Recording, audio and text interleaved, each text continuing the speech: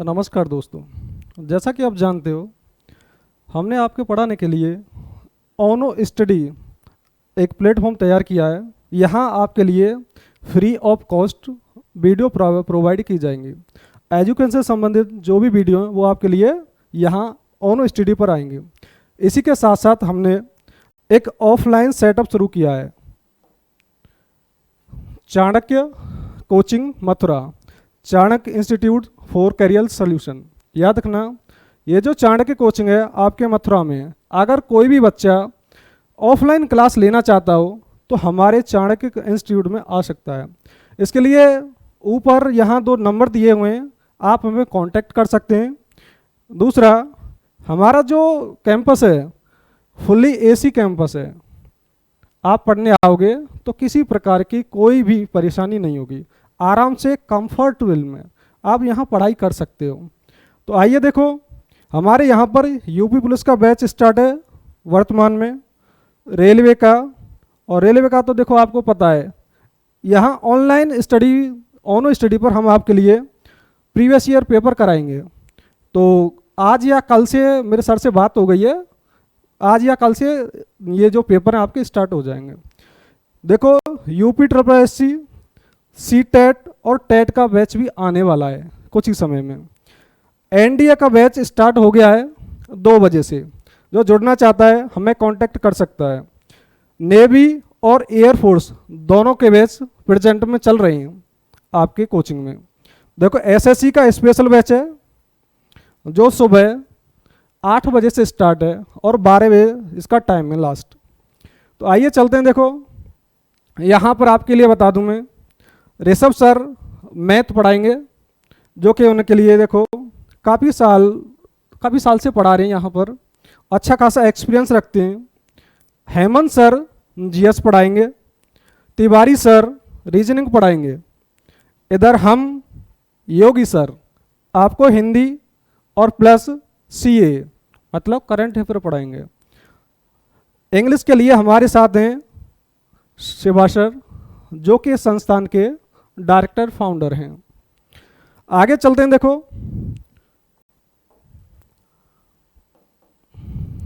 मैं आपके लिए आज एक क्लास प्रोवाइड करा रहा हूं, जो कि आपकी आज की दृष्टि से महत्वपूर्ण क्लास है।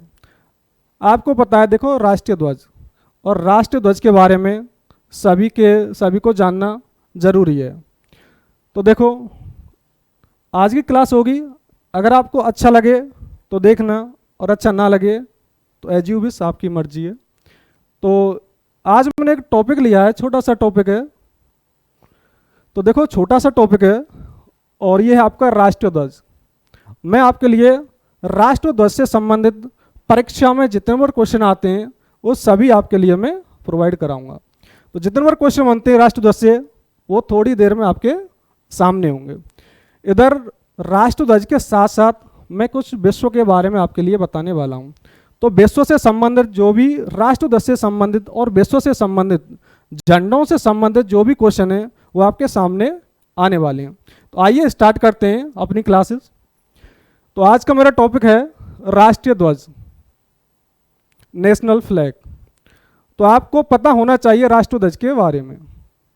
तो देखो, स्टार्ट करता हूं मैं। विश्व में पहला झंडा डेनमार्क में फहराया गया था 1215 ईस्वी में।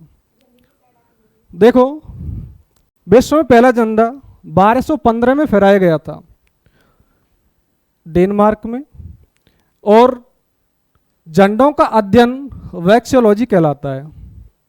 जैसे एपीकल्चर होता है, वर्मीकल्चर होता है, पिसिकल्चर होता है, ऐसे ही झंडों का अध्ययन वैक्सियोलॉजी कहलाता है, याद रखना। आगे चलते हैं। देखो, विश्व में सबसे पहले कपड़े का झंडा रोम में फहराया गया था। तो ये कपड़े का झंडा बना हुआ था। देखो, विश्व में पहला झंडा डेनमार्क में, झंडों का अध्ययन वैक्सियोलॉजी कहलाता है, और विश्व में कपड़े का झंडा रोम में फहराया गया था। अपने झंडे के बारे में बात करेंगे थोड़ी देर में। तो पहले चलते हैं थोड़ा विश्व के बारे में। तो स्लाइड को थोड़ा हटा रहा हूं मैं अभी। आइए चलते हैं, देखो आगे बढ़ते हैं सीरीज में।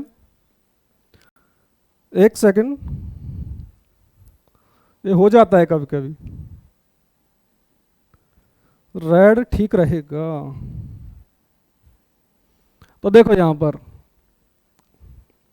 विश्व में, नहीं है विश्व में, देखो एक बार कलर चेंज कर लेता हूं मैं, अच्छे से नहीं आ रहा। एक सेकंड भाई।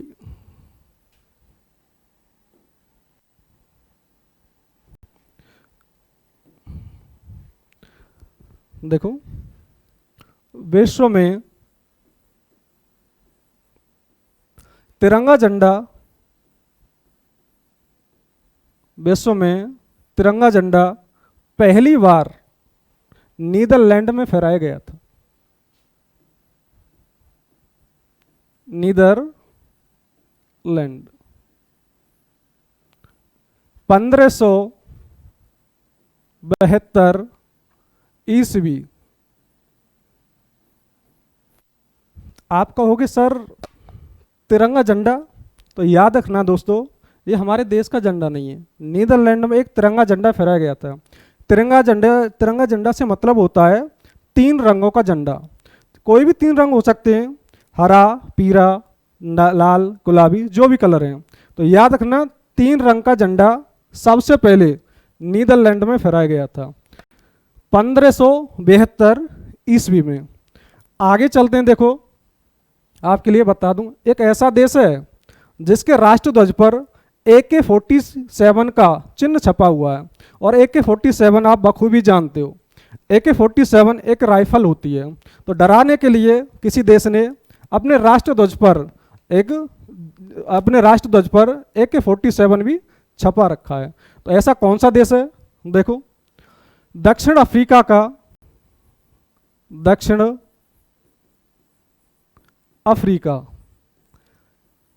अफ्रीका कॉन्टिनेंट में एक देश है आपका, और उस देश का नाम है मोजाम्बिक।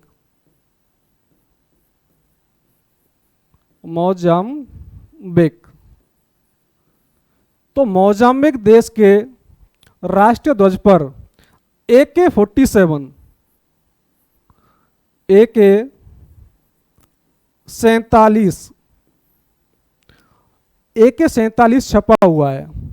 और AK-47 एक राइफल होती है, याद रखना, राइफल।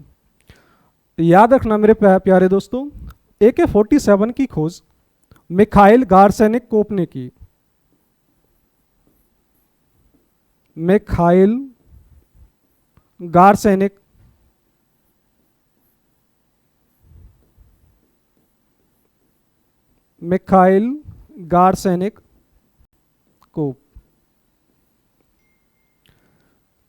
ये जो राइफल है आर्मी वालों के पास ही मिलती है ज़्यादातर। तो देखो दक्षिण अफ्रीका का मोजाम्बिक देश के राष्ट्र ध्वज पर AK-47 छपा हुआ है, वो जो आपकी राइफल है। आगे चलते हैं, देखो अपने झंडे के बारे में। तो हमारा झंडा कौन सा है? तिरंगा। भारतीय झंडा कौन सा है भाई? तिरंगा। तो देखो तिरंगा के बारे में थोड़ा जानने के लिए थोड़ा पीछे चलते हैं। तो इसे मैं हटा रहा हूं, देखो स्लाइड। तो देखो भाइयों, भारतीय झंडा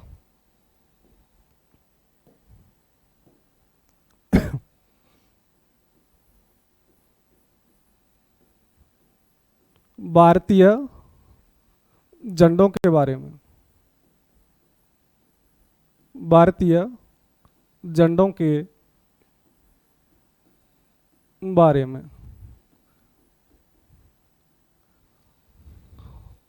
जब झंडों के बारे में बात हो रही है, तो भारत में जितने बार झंडे बने हुए हैं उन सभी के बारे में बखूबी बात होनी चाहिए। तो देखो आपके लिए बता दूं मैं,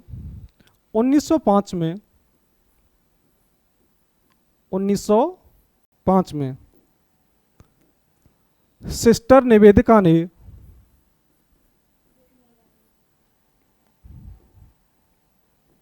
1905 में सिस्टर निवेदिका ने एक झंडे की परिकल्पना की और उस झंडे पर देखो 1905 में सिस्टर निवेदिका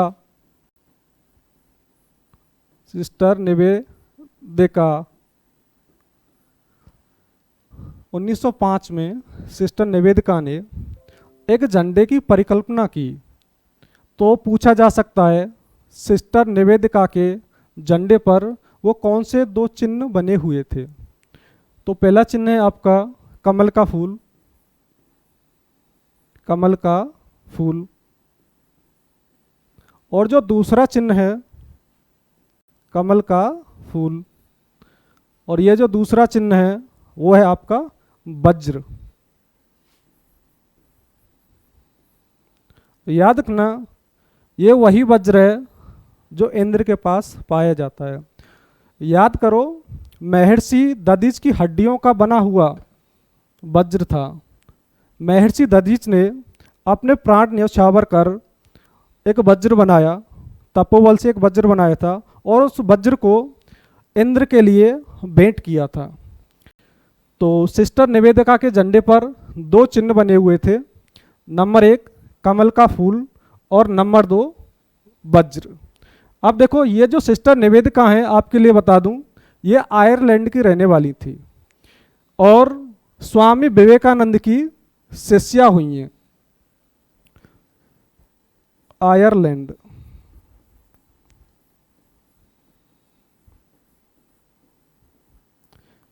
सिस्टर निवेदिका आयरलैंड की रहने वाली थी जो कि स्वामी विवेकानंद की शिष्या रही थी। इन्होंने भारत के लिए एक ध्वज की परिकल्पना की केवल, और उस ध्वज पर कमल का फूल और वज्र छपा हुआ था। आगे बढ़ते हैं इसी सीरीज में। देखो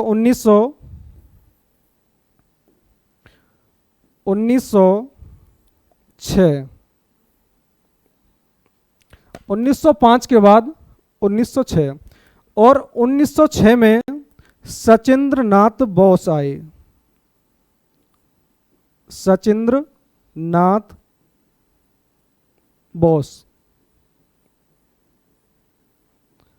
इन्होंने भी एक राष्ट्रीय ध्वज बनाया, एक ध्वज बनाया और उस ध्वज पर वंदे मातरम लिखा हुआ था।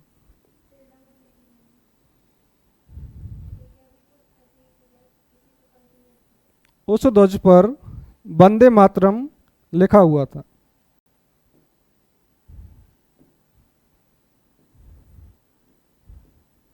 वंदे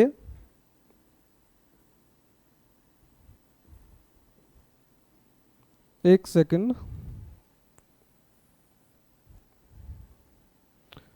वंदे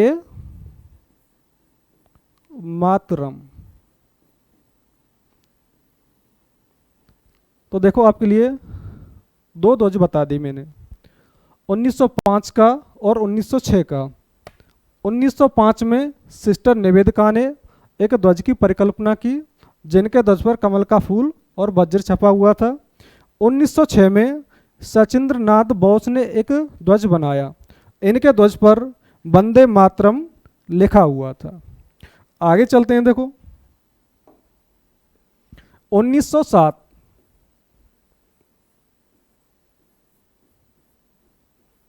1907 और देखो 1907 में मैडम भीकाजी कामा, मैडम भीकाजी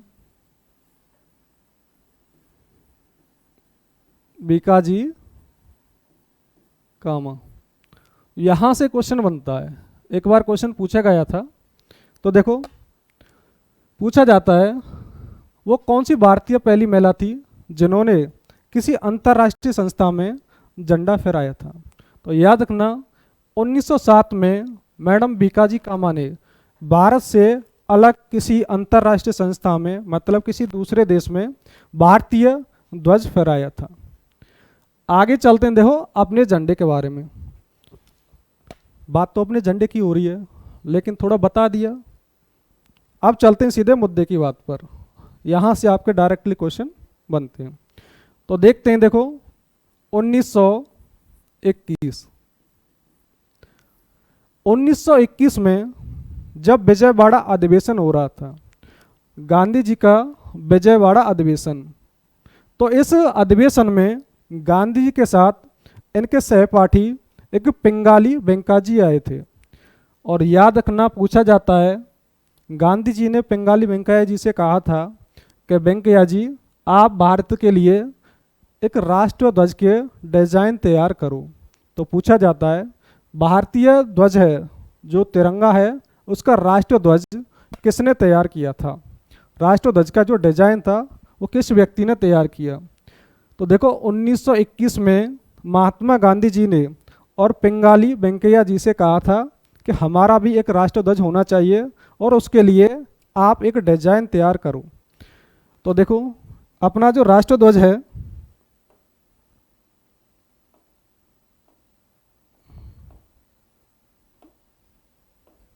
देखो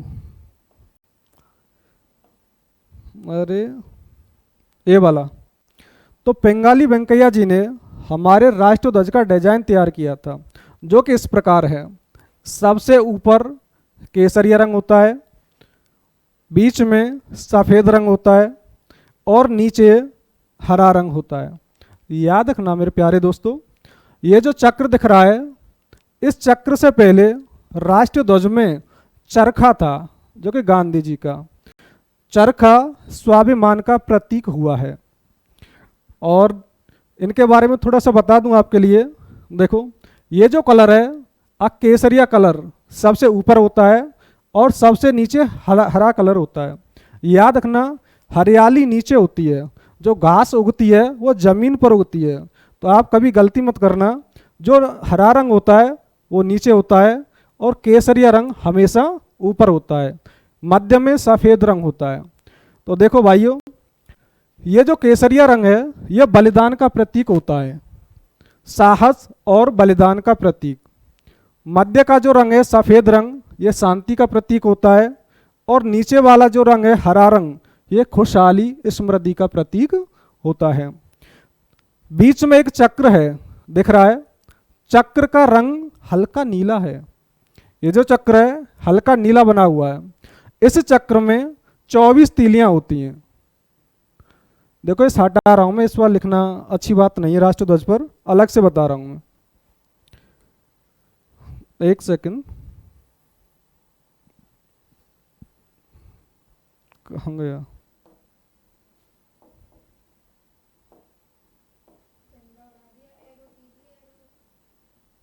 चलो देखो आगे, यहां देखो,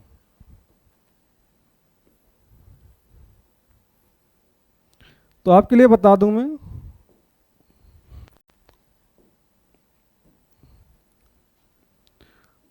मैं ही बना देता हूं।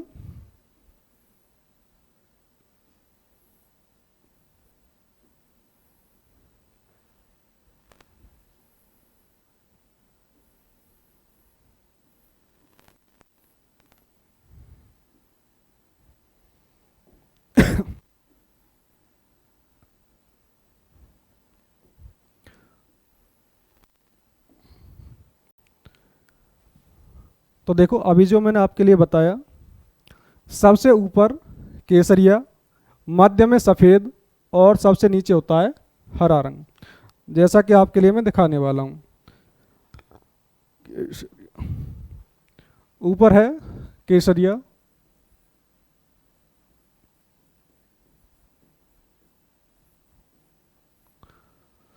केसरिया रंग साहस और बलिदान का प्रतीक होता है। साहस और बलिदान,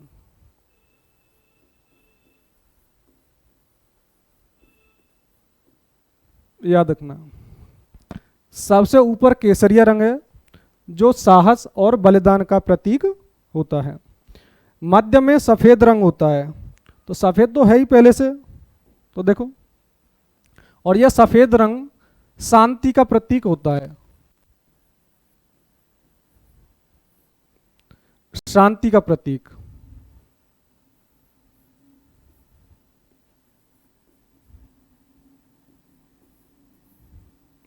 और सबसे नीचे है आपका हरा रंग, जो कि खुशहाली का प्रतीक होता है।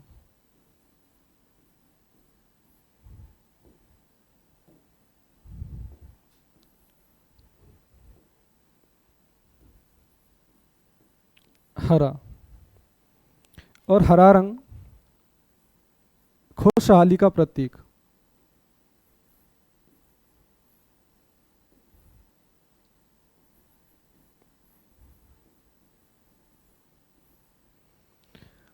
देखो बीच में चक्र होता है, इस चक्र में 24 तीलियां होती हैं। दो तीलियों के मध्य में, ये तीलियां दिख रही हैं जैसे, तो दो तीलियों के मध्य में 15 डिग्री का कोण बनता है। चक्र का ये जो रंग है हल्का नीला है, चक्र का रंग हल्का नीला होता है। चक्र में 24 तीलियां होती हैं, दो तीलियों के मध्य में 15 डिग्री का कोण बनता है। देखो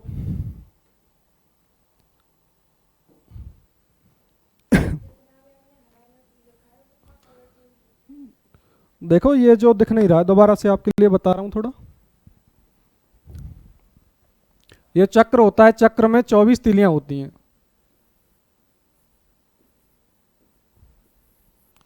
और दो तीलियों के मध्य में 15 डिग्री का कोण बनता है। याद रखना, ये जो चक्र है सारनाथ के अशोक स्तंभ से लिया गया है। सारनाथ में अशोका स्तंभ है, तो अशोक स्तंभ से इस चक्र को लिया गया है। चक्र हमें बताता है निरंतर आगे बढ़ते रहो, और 24 तीलियां हमारे 24 घंटों का प्रतीक होती हैं। आगे चलते हैं। हमारे राष्ट्रध्वज की लंबाई चौड़ाई का अनुपात कितना होता है? L/B 3:2। तो भारतीय झंडे का जो अनुपात है वो 3:2 में होता है हमेशा। लंबाई 3 के अनुपात में, और जो चौड़ाई है ब्रीथ वो 2 के अनुपात में होगी। आगे चलते हैं। देखो तो ये तो हो गया आपका, थोड़ी जानकारी हो गई।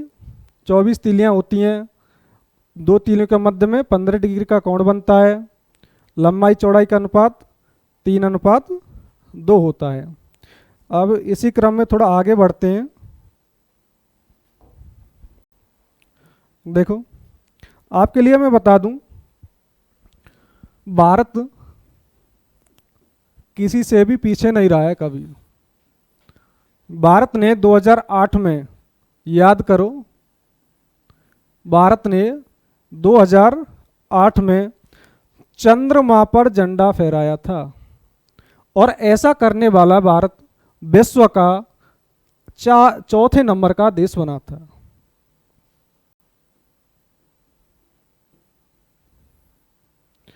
2008 में भारत ने चंद्रमा पर झंडा फहराया, और ऐसा करने वाला इंडिया पूरे विश्व में चौथा देश बन गया। आगे चलते हैं। देखो संविधान में झंडा के लिए 2 समितियां बनी। जो पहली समिति है वो बनी थी सरदार पटेल की अध्यक्षता में। 2 समिति बनी झंडा के लिए।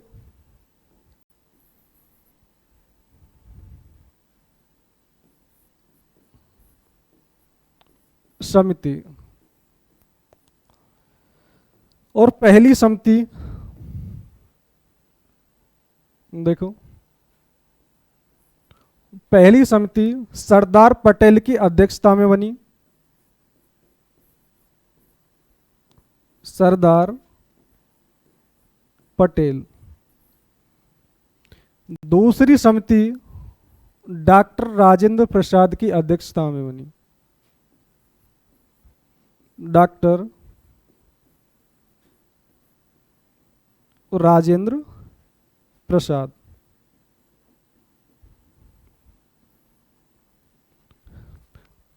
आइए बात करते हैं। देखो आपको ज्ञात होना चाहिए, पहले जब संविधान में राष्ट्रध्वज को अपनाया गया था तो भारतीय लोगों के लिए ऐसा नहीं था कि कोई भी भारतीय लोग अपने घरों में या फिर किसी संस्थान पर राष्ट्रध्वज को फहरा सकते हैं। लेकिन बाद में 1955 में नवीन जिंदल ने एक याचिका दाखिल की। हाई कोर्ट में नवीन जिंदल ने एक याचिका दाखिल की जिसका फैसला 2002 में आया। 2002। तो यहाँ से क्वेश्चन बनता है, कई बार क्वेश्चन आ चुका है ये वाला 2002 वाला। फ्लैग संहिता मतलब ध्वज संहिता भारत में कब लागू हुई? तो याद रखना 2002 में ध्वज संहिता भारत में लागू हुई थी। ध्वज संहिता भारत में फ्लैग कोड 2002 में आया। याद रखना मेरे प्यारे दोस्तों, 2002 से ही हम अपने घरों में, किसी भी संस्थान में, किसी भी ऑफिस में, कहीं भी अपनी मर्जी से राष्ट्रध्वज को फहरा सकते हैं। देखो आपके लिए बता दूं मैं, भारत सरकार ने 22 जुलाई 1947, कई बार क्वेश्चन पूछा गया है, भारत सरकार ने 22 जुलाई 1947 में भारतीय झंडे को अपनाया था। यह क्वेश्चन पूछा गया है। दूसरा क्वेश्चन बनता है कि झंडा दिवस कब मनाते हैं? तो देखो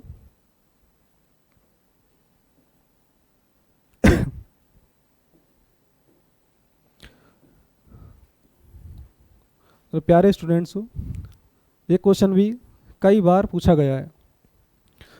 याद रखना प्रत्येक वर्ष 7 दिसंबर को झंडा दिवस के रूप में मनाया जाता है। झंडा दिवस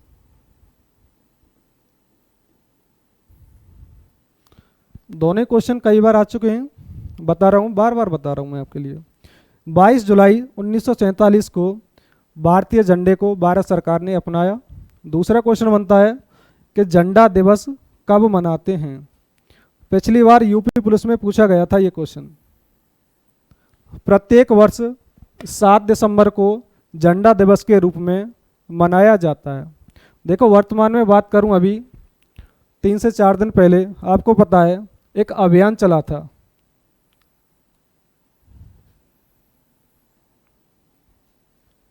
आगे लेते हैं। देखो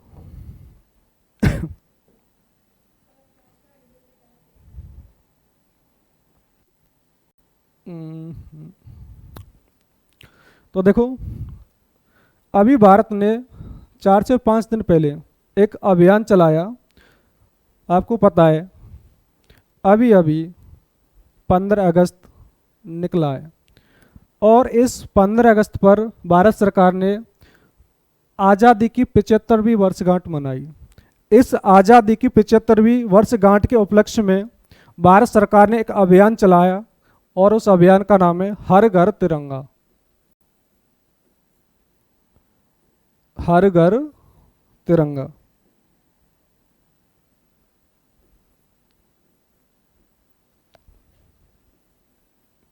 हर घर